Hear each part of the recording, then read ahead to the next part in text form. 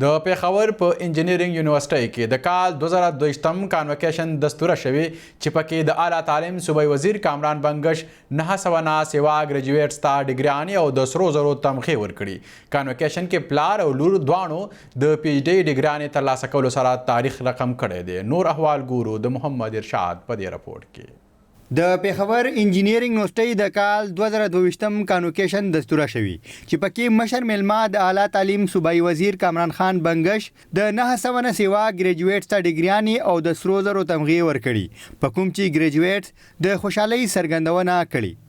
نن چې کوم ورځ ده یقینا چې ډیره د خوشحالۍ ورځ ده، ځکه چې موږ دا کوم څلور کاله تیرو دلته انجینرینګ کوو یا لکه بله کومه ډیګري الو، هغه دا یو ورځ چې هغه خوشحالي ورځ موږ له ډیګري راکوي، هغه موږ چې کوم د څلورو پنځو کالو محنت ثمرې هغه موږ ته په دې ورځ باندې میلاویږي. چې کوم خپل ځان انټروډوس کوم نو زه د بل چا په ریفرنس باندې نه انټروډوس کوم، چې زه کله ځان انټروډوس کوم زه آی ایم انجینیر ثانیه. زه دا نه یم زه د پلا خورزه یم یا د پلا وریره یم یا ایون زه د چا لور یم. زه چې کله ځان انټروډوس کوم نو زه صرف ویم آئی ایم انجینئر ثانیہ بیکاز آئی ہیو آئیڈینٹی. ہمارے معاشرے کو مطلب اس طرح سے کیا جا رہا ہے کہ مطلب لڑکیوں کو زیادہ تر میڈیکل سائڈ پہ کیا جا رہا ہے کہ یہاں پہ جو ہے تو یہ لڑکوں کی فیلڈز ہیں یا اس طرح سے، تو یہ آپ کی اپنی چوائس ہوتی ہے. اگر آپ یہاں آنا چاہتے ہیں تو اٹس اے گڈ فیلڈ.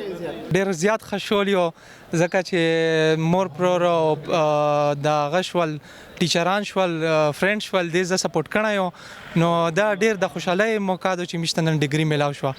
نن موږ ته ډیګري میلاو شو 2 کاله پس کرونا د وجه ډیګري لږ لیټ شوی و، نو اوس موږ ډېر زیات خوشحال یو چې 2 کالو پس موږ ته ډیګري میلاو شو. اوس موږ به فیوچر پلان کوو چې کوو نه کوو، بس ډېر خوشحال یو. دا ډیګري زه خپل پیرنټس ته ډیټیکټ کوم چې دوی ماله دومره سپورټ سره کړو د 4 ایئر او زه د سټیج ته راورسولم. ما دا اراده انشاءالله چې سی اس ایس وکم او خپل ډسټرکټ خیبر د وارثنه سره هغه وکم. تhank you sir. دا د مودې پورې ډېره فخر خبره ده، وہ دا د مطلب مو 4 سال محنت او مو پیرنټس چې دي ډېر زیات خوشحال دي. زموږ د پاره ډیره د خوشحالۍ موقع ده او زه د خپل مور پلار ډېر شکر گزار یم. هغوی د هغوی ترو اوټ موږ دواګانې موږ سره وي، دې نه علاوه د خپلو استادانو زه ډېر زیات شکر گزار یم چې هغوی موږ سره محنت وکړو. موږ څلور کالو چې کوم ایفرټس هغه موږ ته نن چې کوم دی ریزلټ میلاو شو، او زه د خپل د خوشحالي چې کوم دی زه خپل پیرنټس ته ډیډیکیټ کوم، ځکه چې هغوی ما دي ترو اوټ دیس 4 ایئر ما ته ډېر انکنډیشنل سپورټ راکړو. او زه اوس یو ټي پېښور نه جو ایم ایس ایم کوم ان پاور انجینرینګ، او مخکې زما اراده ده پی ایچ ډي تم ورسره چې کوم دی انشاءالله دغه دی خپل فیلډ کې به زه ایکسل کوم انشاءالله. کانوکیشن کې د انجینرینګ یونیورسيټي استاد او د هغه لور دواړو د پی ایچ ډي ډیګریانې ترلاسه کړي او تاریخ یې رقم کړي. دوی وایي د تعلیم حاصلولو لپاره د عمر هیڅ قید نشته. ډېر خوشحاله یم او لکه ما که ډیګري یوازې اخیستې وې نو هغه بېله خبره وه، که زما لور یو ډیګري اخیستې وې هغه بېله خبره وه، خو چې پلار او لور دواړه یو ځای لګیا یې سبق وایي او خپل ریسرچ کوي او بیا یو ډیګري علي او دواړه کامیاب شي، نو دا یو بل شانتي فیلینګ دی او زه ډېر پراود فیل کوم ځان دپاره هم او د خپلې لور دپاره هم. موټیویشن لوز کول نه دي پکار چې سړی یو ځل یو فیصله وکړي چې زه به دا کوم چې بیا ته نور څوک کېږي نه، او د هغې دپاره چې څونه ایفرټس وي چې هغه هغومره ایفرټس کوي او کامیابۍ طرف ته ځي.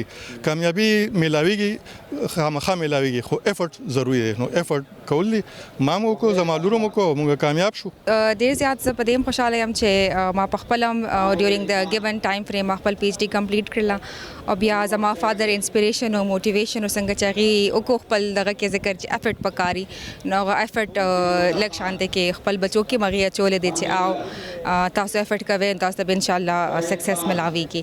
نو دا ډېر یو هیپي مومنټ دی زموږ دواړو دپاره، موږ دواړه ډېر خوشحاله یو. زما والده د ګیسټس کې ناسته ده اند هغه هم ډېره زیاته خوشحاله ده چې په یو ایونټ یو ورځ باندې هغې هسبنډ هم ډیګري واخیستله، د هغې لور هم ډیګري واخیستله، هم ډېره زیاته خوشحاله ده په دې ایونټ باندې. پی ایچ ډي تاسو ته پته ده یو ډېر زیات ایفرټ والا شی دی کې 3 کالو لګي، تاسو بلاول سبجیکټس وایي بیا به ریسرچ کوي. ډېر سټوډنټس چې کم دی نو هغې دومره کانفیډنټ نه په ځان باندې او هغې ایفرټ نه کوي، مطلب هغې ایون پی ایچ ډي کې ایډمیشن هم نه اخلي. نو لږ شانتې خپل کور نه ماشومانو ته پکار دی چې لږ دغه ورکړی کېږي چې تاسو دا شی کولی شئ، کور نه هم سپورټ ورکړی کېږي. څومره چې کور نه ماشوم سپورټ کېږي نو هغه مخکې ځي او هغه سبق وایي او بیا به څه ډېرې ډیګري حاصلوي نو کور ته به راځي. کانوکیشن دستوري ته خپل وینا کې وزیر تعلیم کامران خان بنگش ویل چې دا ډیګري د انجینرانو عملی ژوند کې د کامیابی شروعات دي ځکه دوی د ملک تقدیر بدلولو کې لوی کردار ادا کولی شي. وزیر تعلیم ویل چې ځوانان دي د ملازمتونو اخیستلو په ځای ملازمتونو ورکولو والا جوړ شي او په دې سلسله کې حکومت د ځوانانو هر قسمه مرسته کوي. देखें दुनिया भर में जितनी अपॉर्चुनिटीज़ हैं स्टेम में, science technology engineering and mathematics में, उसका कोई सानी नहीं है. वर्ल्ड इकोनॉमिक फोरम की रिपोर्ट है कि 2023 तक 23 मिलियन जॉब्स जो है वो नई क्रिएट हो जाएंगी और ऑब्सोलीट भी बहुत ज़्यादा जॉब्स हो जाएंगी. इसी तरह एक रीसेंट सर्वे कंडक्ट हुआ है जिसमें ये कहा गया है कि 2030 तक 9 करोड़ से ज़्यादा नई जॉब्स क्रिएट हो जाएंगी पूरी दुनिया में. तो साइंस टेक्नोलॉजी इंजीनियरिंग और मैथमेटिक्स में दुनिया भर के मौक़े मौजूद हैं. यहाँ पे जो कंस्ट्रक्शन सेक्टर को वज़ीर आज़म साहब ने फोकस रखा हुआ है उससे इंजीनियरिंग सेक्टर को बहुत ज़्यादा फैसिलिटेशन मिली. एक मुहतात अंदाज़े के मुताबिक अगर एक बिल्डिंग बनती है तो उसमें 74 इंडस्ट्रीज़ को फ़ायदा पहुँचता है. तो ये इंजीनियर्स जो मुख्तलिफ़ शोबों में है उनकी कामयाबी रहेगी इंशाल्लाह. ये गलत तासुर है कि इंजीनियर्स बेरोज़गार होते हैं. इंजीनियर्स के पास बहुत ज़्यादा अपॉर्चुनिटीज़ हैं और हमने अगर खैबर पख्तूनख्वा हुकूमत की बात करें तो हमने मेगा इंफ्रास्ट्रक्चर प्रोजेक्ट्स शुरू किए हुए हैं, शुरू करने का प्लान है. अगर आप देख लें तो हर ज़िले में, हर डिवीज़न में बहुत बड़े बड़े प्रोजेक्ट्स हो रहे हैं. अभी जो पेशावर DI खान मोटरवे है वो भी एक बहुत बड़ी अचीवमेंट है. स्वात एक्सप्रेसवे फ़ेज़ 2 की मंजूरी हो गई है. इसी तरह अगर हम CPEC की बात करें तो चाइना पाकिस्तान इकनॉमिक कॉरिडोर या रशिया की स्पेशल इकनॉमिक जोन, उसमें लाखों की तादाद में अपॉर्चुनिटीज़ होंगी यूथ के लिए, इंजीनियर्स के लिए बिलखुसूस, जो कि प्रैक्टिकल लर्निंग पे बिलीव रखते हैं. मेरे ख्याल से ये तासुर मुकम्मल तौर पर गलत है कि इंजीनियर्स बेरोज़गार रहेंगे. इंजीनियर्स के पास रोज़गार की कोई कमी नहीं होगी, बल्कि वो रोज़गार लेने वाले नहीं बल्कि रोज़गार देने वाले बनेंगे. 2004 में मैंने FSC प्री इंजीनियरिंग करने के बाद एक अटैम्प्ट किया तो मुझे दाखिला नहीं मिला.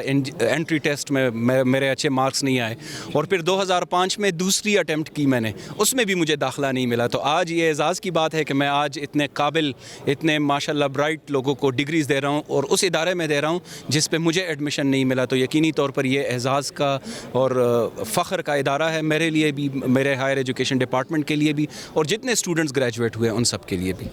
په دې موقع د انجینیرینګ یونیورسيټي وایس چانسلر پروفیسر ډاکټر افتخار حسین د یونیورسيټي د کامیابو په اړه بریفینګ ورکړو او ویل چې د مارکیټ د ضرورت مطابق ګریجویټ تیارول د هغوی ترجیح ده. आज जो कन्वोकेशन था 2022 उसमें 960 डिग्री जो हैं वो हमने तकसीम की और इसमें से अंडर ग्रेजुएट स्टूडेंट्स की तादाद जो है अच्छी खासी तादाद थी. इसके अलावा हमने पोस्ट ग्रेजुएट में भी 18 PhD की डिग्री वो तकसीम की. इसके अलावा कोई 36 जो हैं वो मास्टर्स में की डिग्रीज तकसीम हुई और 48 जो थे वो उसमें गोल्ड मेडल थे. ख़वातीन की तादाद आज भी जो 960 है इसमें से 100 जो थी वो ख़वातीन थी. तो ज़ाहिर बात है कि हमारे जो एडमिशन्स होते हैं वो मेरिट पे होते हैं, उसमें कोटा सिस्टम है नहीं. उसमें जो FSC और फिर उसमें ETA टेस्ट में जो टॉप के स्टूडेंट्स आते हैं तो वही एडमिशन लेते हैं. तो ये पॉसिबिलिटी है कि किसी वक्त में सारी शायद ख़वातीन आ जाए और ये भी पॉसिबिलिटी कि सिर्फ उसमें मर्द आ जाएँ तो या कम्बिनेशन आ जाए. तो ये तो ऑब्वियसली चूँकि मेरिट बेस्ड है तो उसमें से जो भी हमें हमारे यूनिवर्सिटी के लिए क्वालिफाई करते तो वो एडमिशन ले लेता है. کانوکیشن کې د مختلفو جامعاتو وایس چانسلرانو د ګریجویټس والدین او نور رشتہ دارو هم ګډون وکړو او ډیګریانی او د سرو زرو تمغه ترلاسه کوونکو ګریجویټس ته د ځلنه داد ورکړو. کیمرامین اسف علي سره محمد ارشاد، مشرق TV پیښور.